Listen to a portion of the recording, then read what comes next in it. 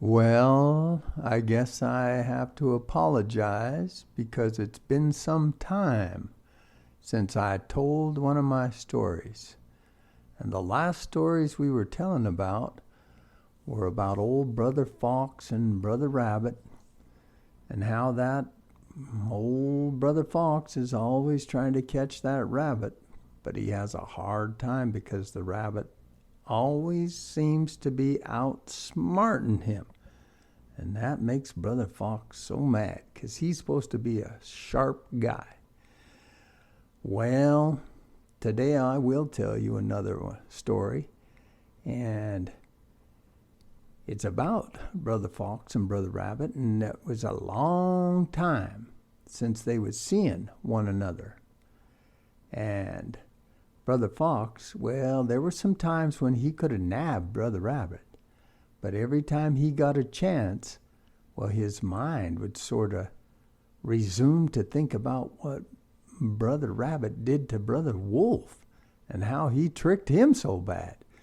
And Brother Fox was a little worried that he might get tricked again, and he didn't like that. That was a really embarrassing situation for a fox. Well, but finally one day he started to get pretty hungry, and he started thinking about that rabbit again. And Brother Fox thought, well, I'll play a trick on him. So he come along to Brother Rabbit's house, and he was all rigged out in his hunting gear. And he asked Brother Rabbit to see if he wanted to go hunting with him.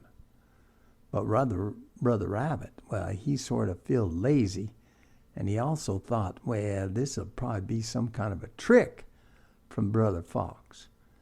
And he said he told Brother Fox, I'm sorry, I can't go hunting with you today because I have some other fish to fry.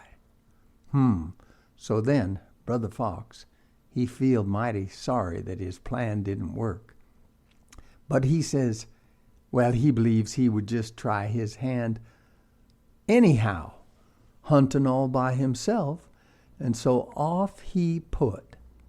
And remember, he was hungry, so he wanted to get him some game to eat. Well, he was gone all day. And when he got back that night, why, he had a monstrous streak of good luck, because Brother Fox, he had bagged him a whole bag full of game. And by, toward the end of the evening, Brother Rabbit, he sort of stretched himself, he did. And then he allowed, it's probably almost time for Brother Fox to be getting along home. So Brother Rabbit, he went and he mounted himself up onto a stump. So he was off the ground, high enough that he could see for a long way, and he could hear with his big ears.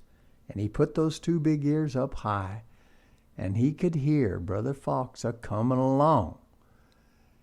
And he hadn't been up there very long before, sure enough, here come Brother Fox through the woods, singing like anything. And Brother Rabbit, he could tell that Brother Fox, he must have had a good day of luck, and he probably had some stuff in his game bag. Well, so he jumped down off of that stump, he did, and he decided that he would lay down in the road and make like he was pretending that he was dead. Well, Brother Fox, he come along, he did, and he see Brother Rabbit laying there, and he turned him over, and he examined him real good, and then he says he, looks like this here rabbit is dead. Well, he looks like he's been dead a long time. He's dead, but he's still mighty fat. He's the fattest rabbit I ever did see. But he's been dead quite a long time. Well, I'm afraid to take him home, says he. Now, Brother Rabbit, he ain't saying nothing. And Brother Fox, well, he sort of licked his chops. But then he went on and he left Brother Rabbit just a-laying there in the road.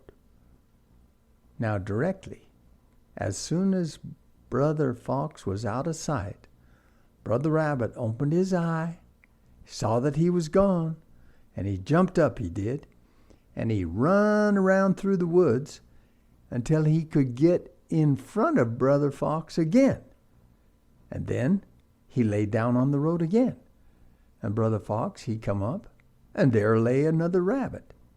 Of course, it was Brother Rabbit laying there again. Now, apparently, he looked cold and stiff. And Brother Fox, he looks at that rabbit, and he sort of studies him real good.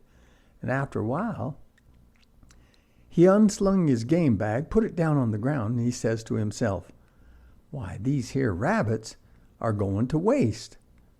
Well, I'll just leave my bag of other game here, 'cause it's a little bit heavy, and I'll just run back and I'll get that first rabbit, and then I'm going to get this second rabbit, and I'm going to make folks believe that I'm the best old hunter in all of Huntsville," says he. Now, that was his mistake. Pride came into Brother Fox's mind, and he thought that he could make people think he was such a great hunter when he didn't hunt these two rabbits. He was just picking them up off the road. Well, don't let pride get you in trouble like it's going to today. And with that, Brother Fox, he set his game bag down, and he loped back down the road to get that first rabbit. And as soon as he was out of sight, old Brother Rabbit, he opens his eyes and he gets up again, and he snatched Brother Fox's game bag away, and he took it home with him. Now, what do you think happened the next time that Brother Fox and Brother Rabbit sees each other? Well, Brother Rabbit, sort of teasing Brother Fox, he calls out, "Hey, Brother Fox, by the way, what sort of day did you have the other day when you went a hunting? And what did you catch that day?" Oh, Brother Fox was mad, 'cause he knowed very well what had happened to him, that Brother Rabbit had tricked him again. And so he answered back and said, "You want to know what I catched that day? Well, I catched me a handful of hard common sense. That's what I catched," said Brother Fox. And then old Brother Rabbit, he laughed, and he laughed again, he did. And then he up and responded to Brother Fox, and he says, "Well, if I'd knowed that you was after some common sense, Brother Fox, why, I could have lent you some of mine, 'cause I got plenty of it. Hee, hee, hee." And that's our story for today. And let common sense come into your life so you don't get fooled by people. And don't let pride interfere with what you're trying to accomplish, because that never turns out good. Now, I hope you'll listen to these little stories, and I hope you'll learn some life lessons, because believe me, I've learned plenty of them in my life. The end.